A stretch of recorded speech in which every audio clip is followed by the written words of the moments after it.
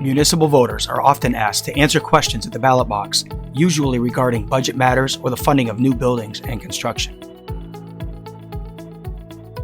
Political committees that support or oppose ballot questions are called ballot question committees.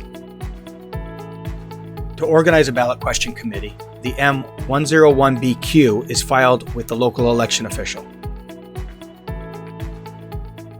To get started, a committee needs to open a checking account to deposit contributions and make expenditures. Most banks require an EIN from the IRS to open an account.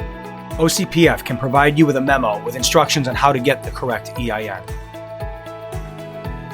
We'll now address fundraising, spending, and reporting. There are no limits on how much an individual, organization, or business can contribute to a ballot question committee. Whether a person or organization gives $1 or $100,000, a ballot question committee must collect names and addresses from donors. Contributions are usually provided by check, credit card, or debit card. However, a contributor may contribute up to $50 per year in cash. Disclose the occupation and employer for all individuals who donate $200 or more for the year. This is the front page of the M102 Campaign Finance Report. Disclose contributions under the receipt schedule. A ballot question committee can make expenditures to enhance its purpose, which is to support or defeat a question. Typically, on a municipal level, money is spent on mailers, lawn signs, media ads, and social media boosts. A committee can use its debit card to buy pizza and soda to show gratitude to volunteers. The committee can reimburse individuals to drive around a district to distribute door hangers using the IRS mileage rate. Expenditures are also disclosed on the M102 form. Please remember to include detailed purpose information.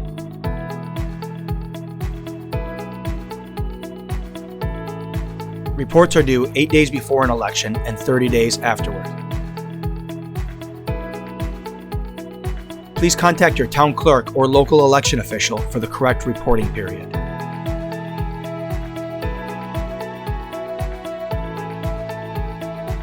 Public resources may not be used to support or oppose ballot questions. What is a public resource? Generally, it's anything paid for by the taxpayers, such as employee time, copier and paper, government email, and postage machines.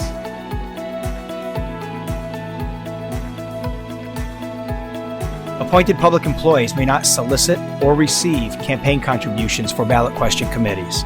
The solicitation and receipt of campaign contributions in government buildings is prohibited.